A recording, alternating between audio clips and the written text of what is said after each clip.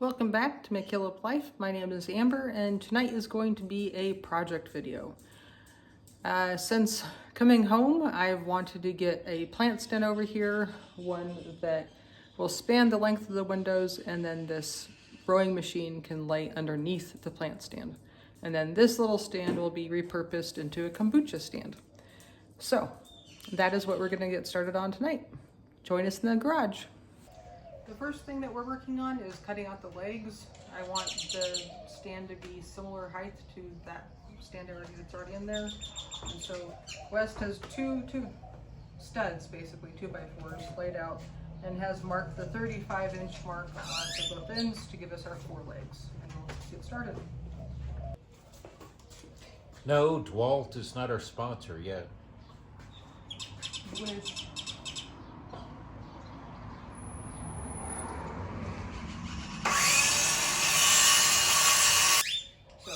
A while ago, we made a little plan, a little sketch, and it's been a while ago, so we're trying to figure out what our plan and sketch means. So we're starting with the pieces that make sense, like the legs, and some of the long pieces. Playing it by ear. So 3.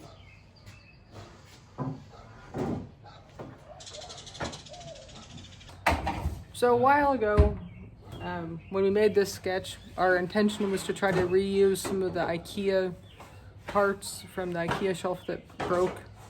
But the more we thought about it, this plant stand is more than likely going to have some water on it, because just in the course of taking care of plants, sometimes you spill water. And the IKEA products, if they have any sort of cracks or scratches, will swell up because they're basically particle board.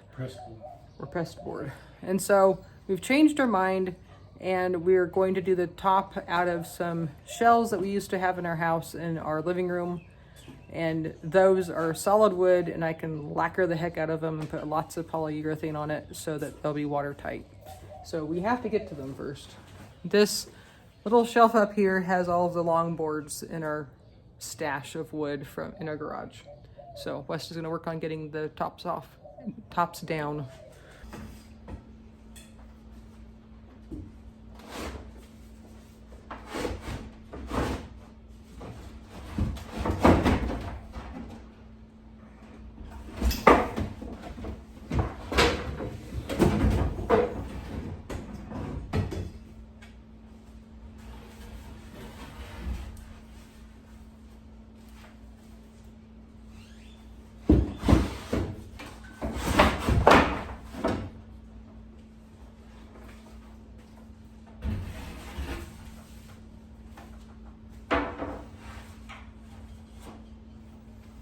This is the one that was over the keyboard. You can tell by the rounded corners.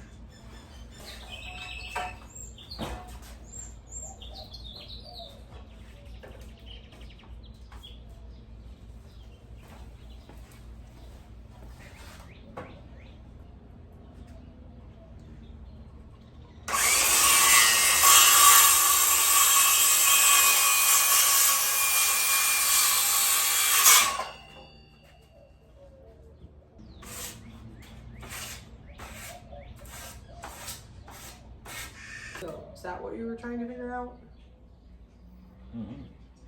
Just trying to figure out what I can do to make the most use out of the wood too. So now we're working on cutting the cross pieces that'll go underneath the surface short way, if that makes sense.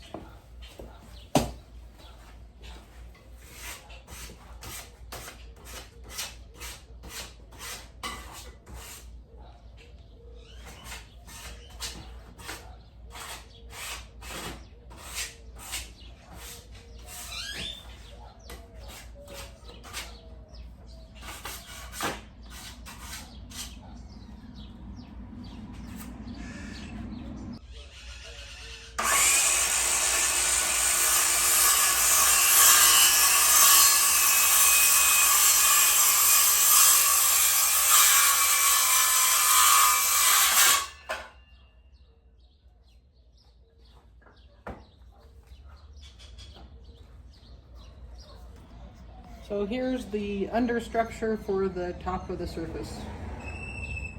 And then the last thing we need to do is cut the short pieces for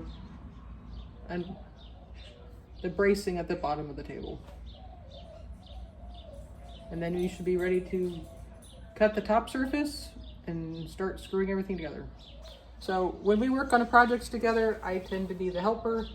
I will hand tools to him and sand random objects and try to figure out how to arrange things so all these silly stamps don't show. But we'll see. I have a feeling I'm going to end up painting this whole thing like white because that's what the rest of the house is. But I might not. I might actually stain it because I like stained wood.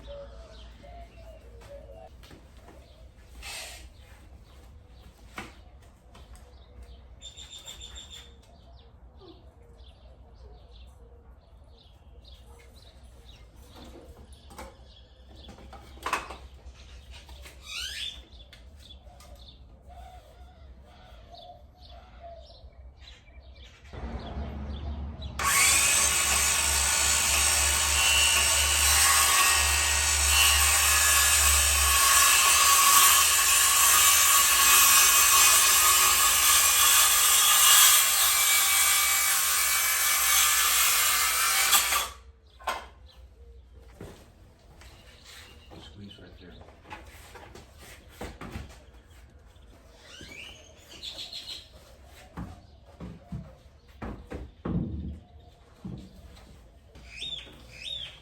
So now we're moving on to building the frame.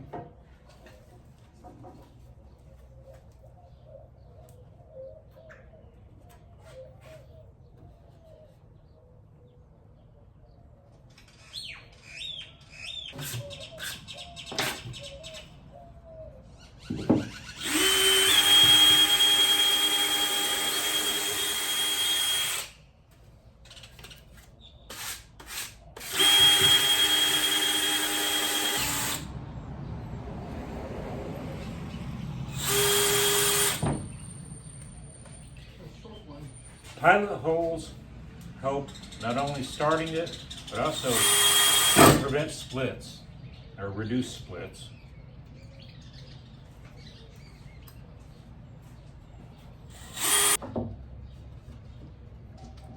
Part of these issues have to do with the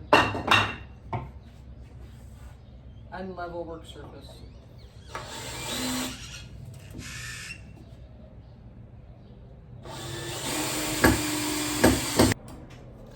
This is going to be the top. Okay. What? Why? Because it's going to be more. Flush.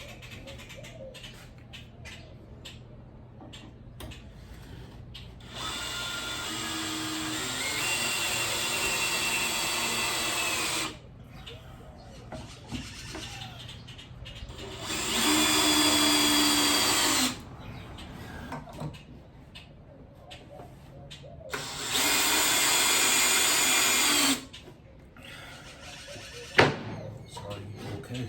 I'm a little off, but I got it as good as I could. Yeah.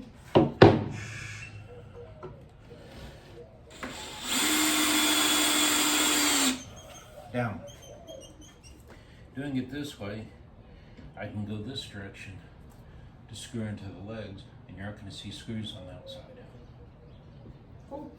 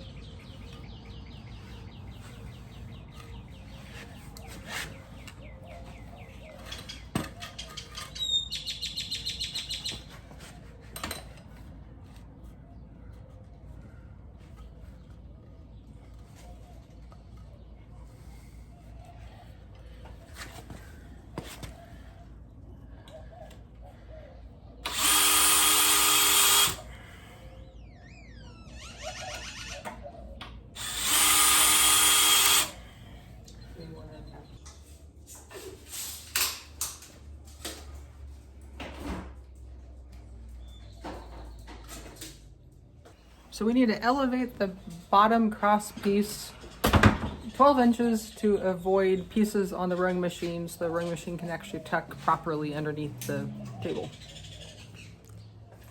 So just marking it. 12 inches is going to be the bottom of the piece, right? Yes.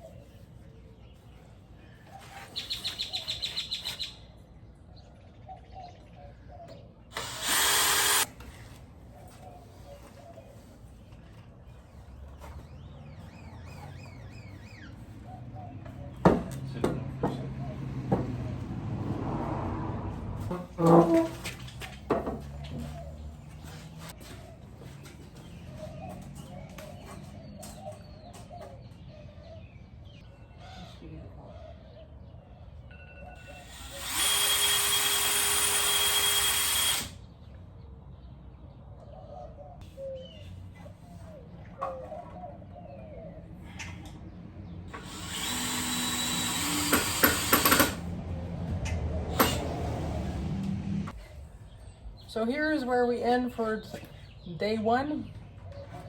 We have the base of our table figured out, and then tomorrow or the next time we work on this, we'll work on the surface.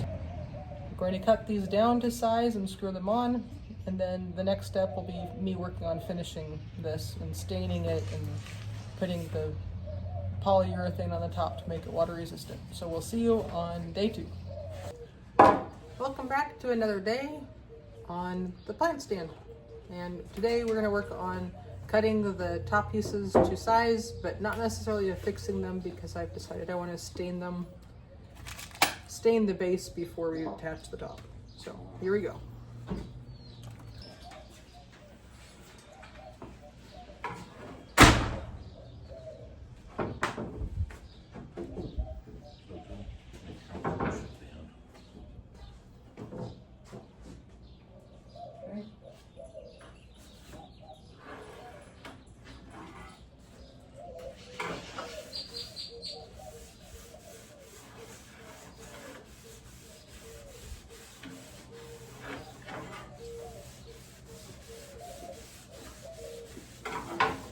Like 2 completely different pieces of wood, you know, like types of wood.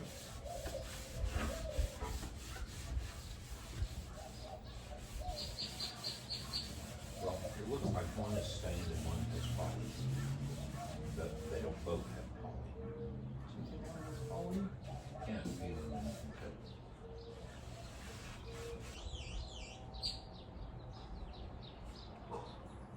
Close to that.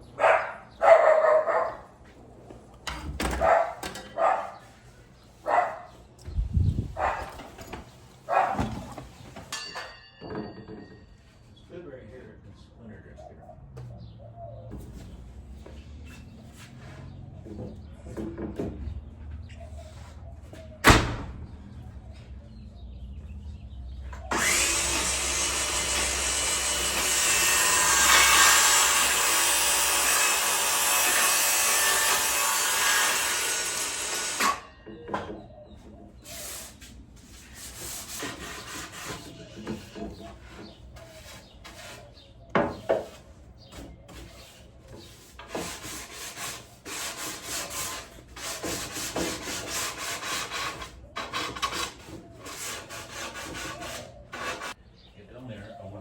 Over. If you're going to go all the way down, I want to sweep the sawdust so you don't get it on your wrist.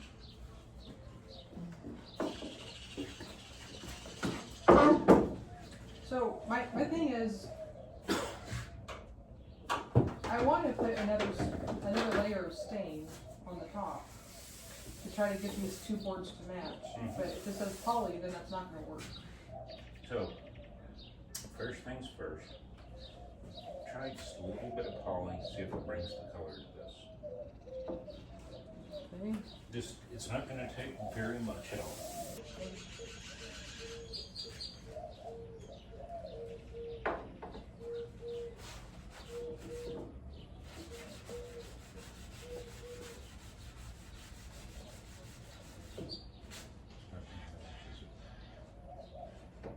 It's better.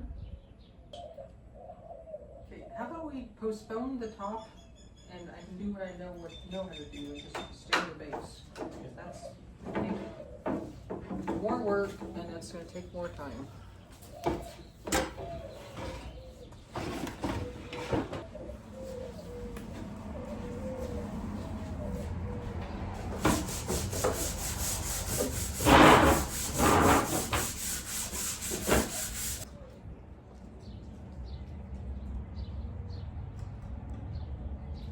So the stain that I've used throughout our house is Early American 230. 230 is the stain number. Early American is the name of the color. Is that going to bother us? No. Well, that one won't, but we'll put down there where we'll see it. Where? No. I don't know. There.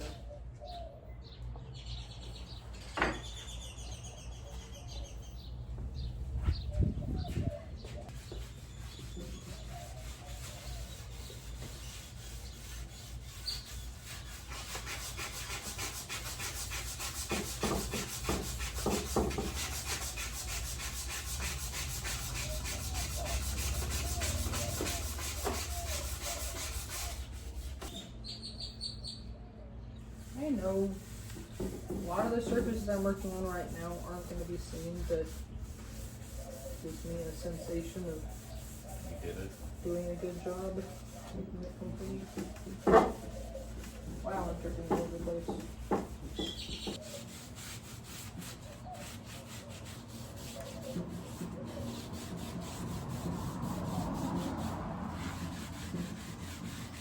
Those are some of your good pants. I just don't want you to feel like you need new pants before you get stuff on.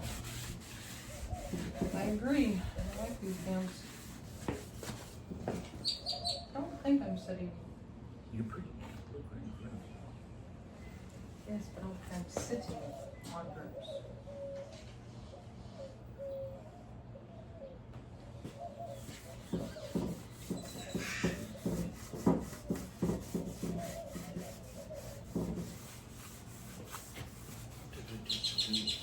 I kind of feel like I want to sand down the surface. The top. Yeah, sand down both of them and stain both of them. So they had a chance of being. You want to put a lot more poly on them. Yes, I do. But if I'm trying to stain them to match, I can't with that one with the poly on it. So I think they both need to be sanded down. So I don't know if you want to set up the sawhorses and try sanding on them. Maybe with the bandsaw. That'll make streaks and scratches in it. Okay. I'm just trying to find a way that wouldn't take ages.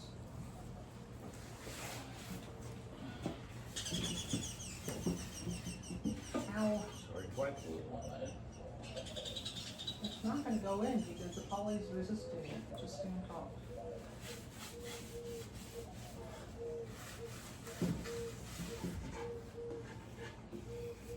We could always flip it over if this other side doesn't look right. Then poly. You sure? Right. Hold on.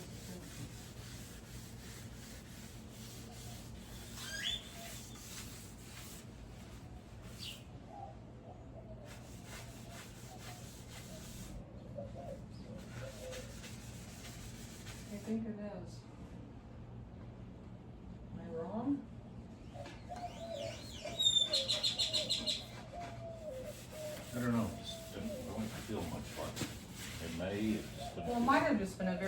coat.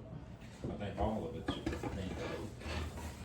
It always amazes me how little stain is required to change wood, but now it looks more like a piece of furniture rather than a construction project.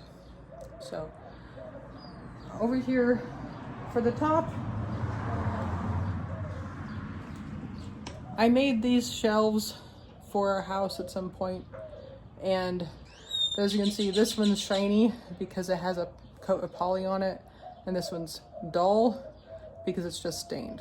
So I'm going to attempt to sand them down because I want to stain them and poly them the same. We'll see. Oh, where should you go? Don't know where best to put my sander.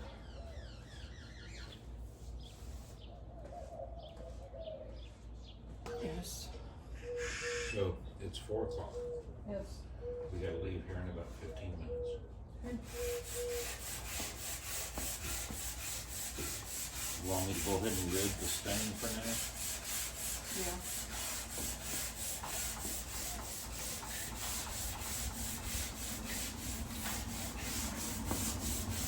I think this was just poly on raw wood. I don't think I actually stained it. I think that's the color difference I'm seeing. Can you use your brush on this?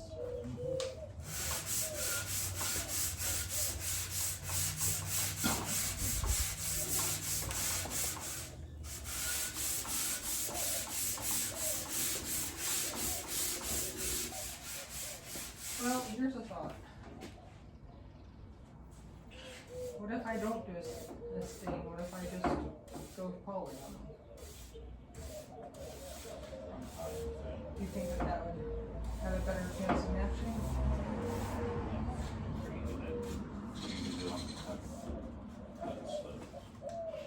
Well, if that's just poly, then poly should just do the same thing. Okay. You can wipe it off. I think I need to get a paper towel. Thing is, We got about 10 minutes to leave. what's the likelihood of it actually matching the piece? Very little. Not high. I want to make it look intentional, you know? Mm-hmm. Not just a hodgepodge.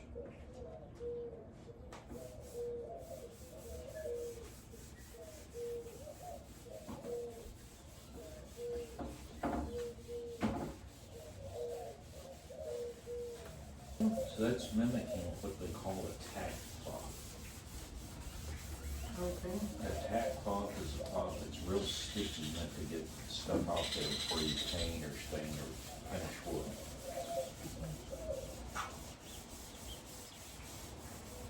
It's also used in the automotive industry before they paint cars.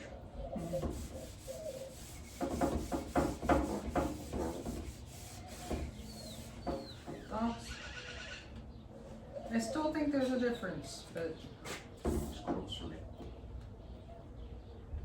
can you get me 2 more gloves out of the... What are you gonna do? It's gonna take several coats. I can get 1 coat on, right? What? That was a Yeah, I was question. just trying to think how many it's gonna take. And then I was thinking back to that round tabletop list I had. You know how many coats of spray on poly I did for that? Hundreds. It felt like it. I want to say 25 to 30. Are they in the coat closet? Yes. They're with the medical stuff.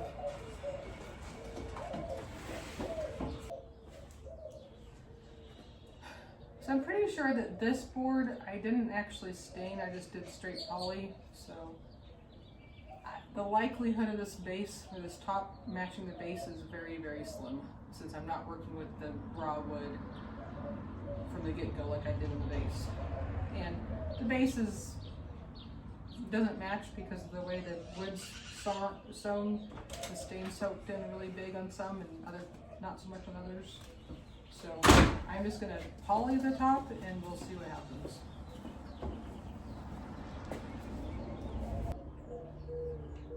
Don't trust the nails with that.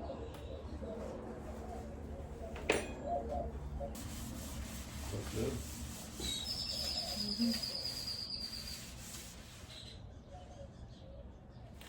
Because this is a plant stand and it'll be under the plants, that it's not unusual for some water to get on the surface. This is the first coat of poly, and who knows how many coats we'll actually do. So we'll see you on day 3. Welcome back to the plant stand build, day 3 of us working on it. So today our goal is to attach the surface to the frame and then allow me to continue putting layers of poly on the surface. We just aren't able to do it every day, I mean all the time, so it's just periodic when we can work it into our day that we work on it. Yep, just our current project. So, come over here. See the difference? Yes, I mean, I've settled it in my mind, there's no way to make these match. So here's my, I want that to be the front piece. you want it on the front? Okay. Why? I was gonna say you could be back here on the back and hide the uncolored side. But if you're okay with it, that's fine. It is what it is. Here. Figure we'll put it on here and you'll decide where you want the pieces to go, and then we can mark it and then,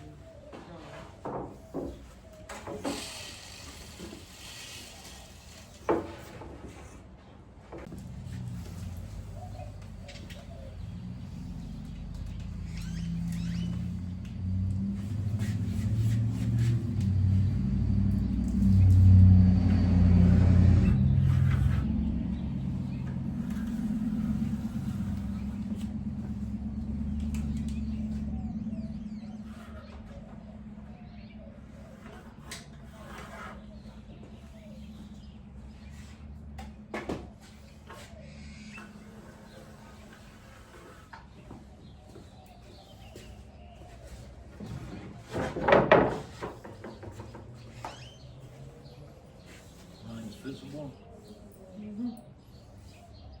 Visible enough.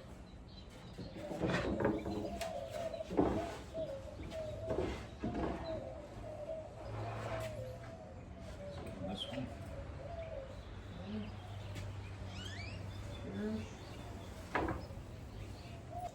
So our goal is to affix the surface with angle clamps or angle brackets and do it in such a way that it doesn't show through the surface.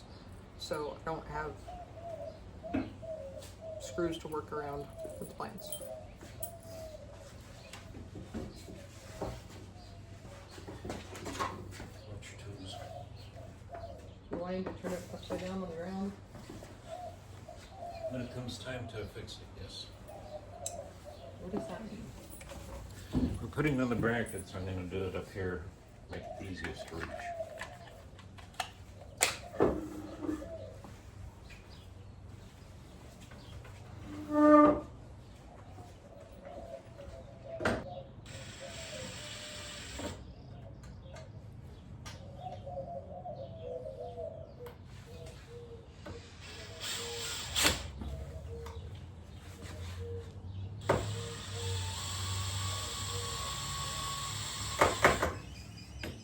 It is a little below. I'm okay with it because it'll snug up.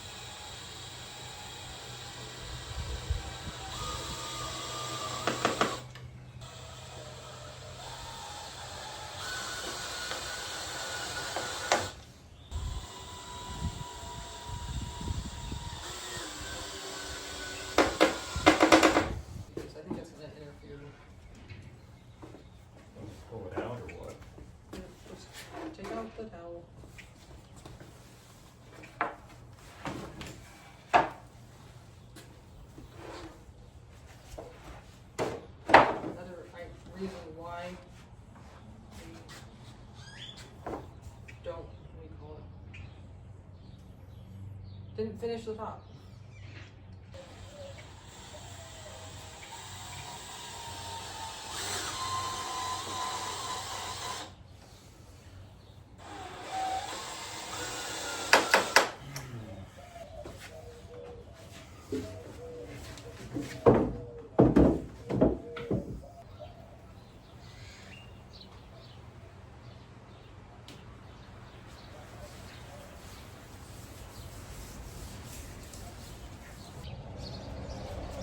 So that's the second coat, and we'll see how many more I do. I wouldn't mind using up this can because it's very old. This is day, Another day. theoretically the last day on the plant stand. We ran out of time for putting coats on the surface because we got a 3-day rainstorm coming in. So we need the garage for our cars rather than projects. So my thought is we can go ahead and put the plant stand in place, and then later on, if I want to, I can always clear it off and take it out to the garage on some sunny day and add more coats to the top if I need to. But at the moment, it just needs to get to work, right? You bet. This is the before of the space. So here's the before, and let's work on it, and we'll show you the after.